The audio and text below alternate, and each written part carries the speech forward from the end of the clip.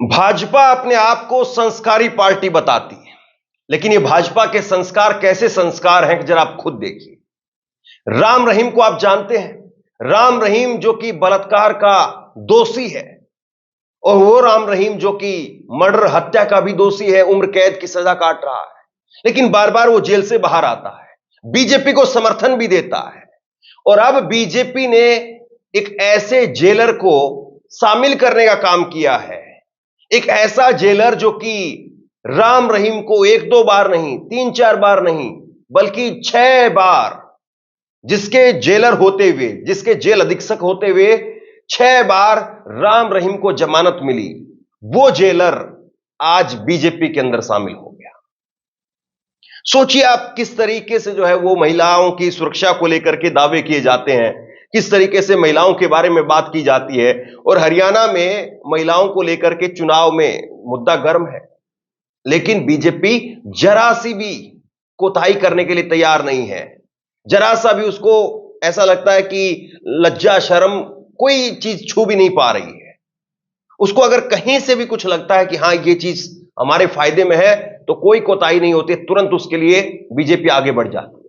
Sunil Sangwan सुनेरिया सुनेरिया jail है रोहतक के अंदर, जिसके जेल अधीक्षक यानी जेलर थे ये, और इन्हीं के जेल अधीक्षक होते हुए राम रहीम को 6 बार जमानत मिली। आज ये भाजपा के अंदर शामिल हो गए। बड़ी बात इसमें यह भी है कि जिस दिन इन्होंने अपना इस्तीफा भेजा, वीआरएस लेने के लिए अपना इस्तीफा भेजा, उसी दिन इस्तीफे के साथ साथ इन्होंने कहा कि मुझे नो ड्यूज सर्टिफिकेट भी दे दिया जाए। नो ड्यूज सर्टिफिकेट का मतलब यह है कि डिपार्टमेंट की तरफ से इनको लेकर के कोई आपत्ति नहीं है, यानी कल को ये जाकर के जब चुनाव आयोग के अंदर अपना हल्फनामा देंगे चुनाव लड़ने के लिए, तो इनकी नो ड्यूज सर्टिफिकेट उसके साथ लगाई जाएगी, क्योंकि कोई व्यक्ति सरकारी पद पर होते हुए चुनाव नहीं लड़ सकता है। तो इसलिए इस्तीफा भी साथ साथ गया और उधर से नो ड्यूज सर्टिफिकेट भी साथ साथ आया। यानी इस बात को आप समझिए कि यह बहुत लंबी प्रक्रिया है जो साथ साथ चल रही थी। जेलर के पद पर जरूर थे वो, लेकिन ऐसा लग रहा है काम बहुत पहले से शुरू हो चुका था। और ये केवल बात जेलर तक नहीं है। हमने देखा था कि किस तरीके से चुनाव, लोकसभा चुनाव में से पहले जज, सिटिंग जज पश्चिम बंगाल के अभिजीत गंगोपाध्याय, वो भी वीआरएस लेकर के भाजपा के अंदर शामिल हो गए। सीटिंग जज, सीटिंग जेलर, कोई कहीं से लाग लपेट नहीं है, सबको ही आओ, सबका वेलकम है। यह है आज वर्तमान में मोदी जी की भाजपा, जो बलात्कार के दोषियों को, और लगातार राम रहीम की जो जमानत है वो अपने आप में सवालों के कटघरे में रही है। और बड़ी बात आपको मैं ये भी बता दूं कि ये जो जेलर सुनील सांगवान रिहा हुए हैं, नहीं माफ कीजिए, इन्होंने रिहा, खैर क्या करेंगे ये सुनील सांगवान जो बार बार जमानत पर जिनके रहते हुए राम रहीम रिहा हो रहा था, ये सुनील सांगवान के पिता सत्यपाल सांगवान बीजेपी की टिकट पर चुनाव लड़ चुके हैं। अब बताइए आप इसको क्या कहेंगे? मतलब आपको, हमको लगता होगा इधर बैठ करके कि भाई ये बीजेपी के राज में कैसे जो है वो किसी सजा याफ्ता को, बलात्कार के सजा याफ्ता दोषी को जमानत मिल जाती है, ये कैसे हो जाता है?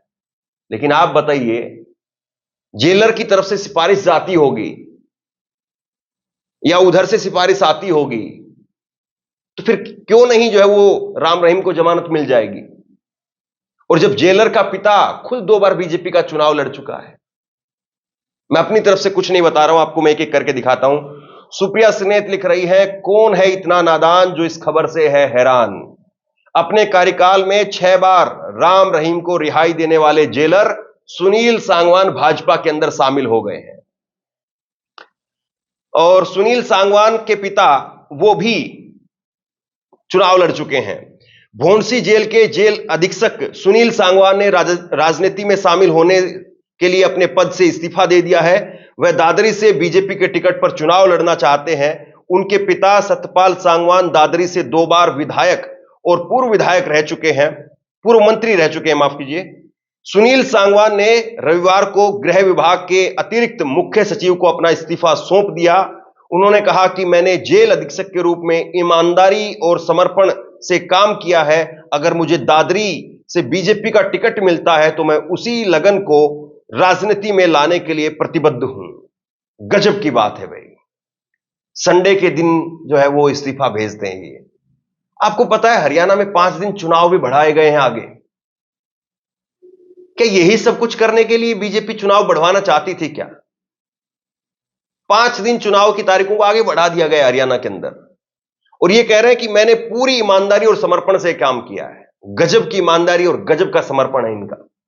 राम रहीम बार बार बाहर आता रहा, 6 बार बाहर आता रहा। सुनील के पिता 2 बार विधानसभा चुनाव जीत चुके हैं। सुनील सांगवान के पिता सतपाल सांगवान दादरी से 2 बार विधायक और पूर्व मंत्री रह चुके हैं। उन्होंने दूरसंचार विभाग में एसडीओ के पद से इस्तीफा देकर के अपने राजनीतिक जीवन की शुरुआत की थी। पिता भी इसी तरीके से इस्तीफा देकर के आए थे। सतपाल सांगवान पूर्व मुख्यमंत्री बंसीलाल के करीबी थे।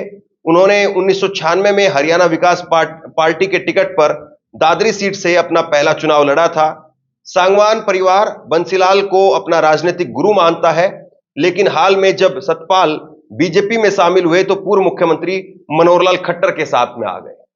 ये होती सुविधा की राजनीति, और सुविधा की राजनीति में अब बंसीलाल का परिवार जो कि कभी कट्टर कांग्रेसी था, और वही बंसीलाल की बेटी वो भी बीजेपी के अंदर चली गई, किरण चौधरी, और उनकी बेटी श्रुति चौधरी वो भी बीजेपी में चली गई।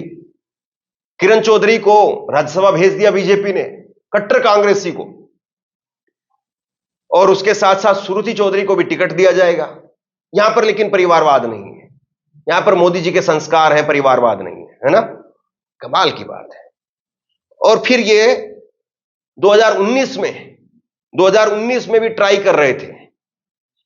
2009 में सतपाल सांगवान ने हरियाणा जनहित कांग्रेस के टिकट पर चुनाव जीता। बाद में कांग्रेस का समर्थन करने के लिए पूर्व मुख्यमंत्री भूपेंद्र सिंह हुड्डा के साथ आ गए, जिनके पास में बहुमत नहीं था।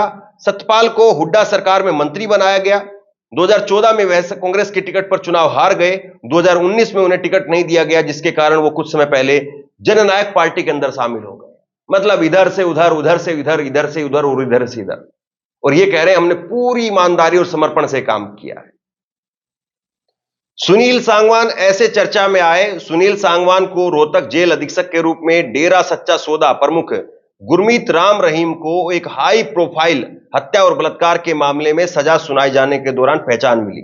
स्थिति को संभालने के उनके तरीके ने उन्हें तत्कालीन सरकार यानी बीजेपी सरकार से उन्हें प्रशंसा दिलाई। बाद में गुरुग्राम जेल के अधीक्षक के रूप में स्थानांतरित कर दिया गया। उन्होंने अपने इस्तीफे तक इसी भूमिका को जारी रखा, यानी गुरुग्राम जेल के अधीक्षक रहे वो। सुनील सांगवान के दोनों बच्चे भारतीय सेना में अधिकारी हैं। उम्मीद करते हैं कि वो अपने ठीक से काम करेंगे और कर ही रहे होंगे। लेकिन बड़ी बात यह है कि वीआरएस लेने से पहले, सत्य हिंदी ने लिखा है, वीआरएस लेने से पहले सभी जेलों से नो ड्यूज का सर्टिफिकेट लेना होता है। हरियाणा के जेल महानिदेशक डीजी ने रविवार को राज्य के सभी जेल निदेशकों को ईमेल भेजा, जिसमें उन्हें उसी दिन सुनील सांगवान को नो ड्यूज प्रमाण पत्र जारी करने का निर्देश दिया। डीजी के पत्र में कहा गया कि सुनील सांगवान जेल अधीक्षक जिला जेल गुरुग्राम ने वीआरएस के लिए आवेदन किया है, इसीलिए शाम 4 बजे तक सुनील सांगवान का नो ड्यूज सर्टिफिकेट हर हाल में भेज दिया जाए। हरियाणा प्रदेश कांग्रेस का सुनील सांगवान को शामिल होते हुए बयान सुनिए। वो फरमा रहे हैं कि इन दोनों पिता पुत्रों ने, सतपाल सांगवान और सुनील सांगवान का बहुत जनाधार है, इससे भाजपा को मजबूती मिलेगी। गजब बात यह है कि डीजी, डायरेक्टर जनरल, वो सभी जेलों को पत्र लिखते हैं कि आज शाम 4 बजे तक हर हाल में सभी जेलों से नो ड्यूज सर्टिफिकेट आ जाना चाहिए। नो ड्यूज का सर्टिफिकेट का मतलब मैंने आपको बताया कि कोई आपत्ति नहीं है। यानी कई बार ऐसा होता है कि किसी महकमे में आपने काम किया है, तो उस महकमे से भी आपको नो ड्यूज सर्टिफिकेट लेकर के आना होता है कि उस महकमे में कहीं पर आपने कोई गड़बड़ी तो नहीं की है, उस जेल के महानिदेशक या उस जेल के अधीक्षक रहते हुए आपने कोई वहां पर करप्शन तो नहीं किया है, कुछ आपके खिलाफ केस तो नहीं है, तो ये सब नो ड्यूज में आता है। हरियाणा के डीजी की तरफ से लेटर जाता है सभी जेलों को कि शाम 4 बजे तक आप लेटर भेज दीजिए वापसी, नो ड्यूज का, क्योंकि साहब को चुनाव लड़ना है। बताइए आप, मतलब कैसे डीजी काम कर रहे होंगे, डीजी को किसका फोन गया होगा, डीजी ने किसके कहने पर किया होगा, जरा कल्पना करिए आप। और फिर कितनी गंदी राजनीति लगने लगती है। सांगवान 22 वर्षों से अधिक समय से सरकारी सेवा में थे। वर्ष 2002 में हरियाणा जेल विभाग में शामिल हुए। उन्होंने कई जेलों के अधीक्षक के रूप में काम किया, जिसमें रोहतक की सुनारिया जेल भी शामिल है, जिसमें 5 वर्षों तक उन्होंने सेवा दी। यही वो जेल थी जहां पर डेरा सच्चा प्रमुख राम रहीम अपनी 2 अनुयायियों से रेप और पत्रकार रामचंद्र छत्रपति की हत्या के आरोप में सजा काट रहे हैं। वर्तमान में 21 दिन के लिए फरलो पर जेल से बाहर हैं। राम रहीम बार बार फरलो और पैरोल के लिए खबरों में रहे हैं। जिन 10 मौकों पर राम रहीम को फरलो, पैरोल या छुट्टी पर थे, उनमें से 6 मौके तब थे जब सांगवान उस जेल के अधीक्षक थे जहां डेरा प्रमुख को हिरासत में रखा गया था। तो यह कहानी है साहब। और अब भी कोई कह दे कि नहीं, बीजेपी संस्कारों की पार्टी है, अटल बिहारी वाजपेयी की पार्टी है, जो कहते थे कि ऐसी सरकार को मैं चिमटे से ना छूऊं, लेकिन यहां पर सरकार बनाने के लिए क्या क्या किया जा रहा है आपके सामने है। लेकिन क्या हरियाणा में इस तरीके के कारनामे बीजेपी को कामयाबी दिलवा पाएंगे? बड़ा सवाल ये है।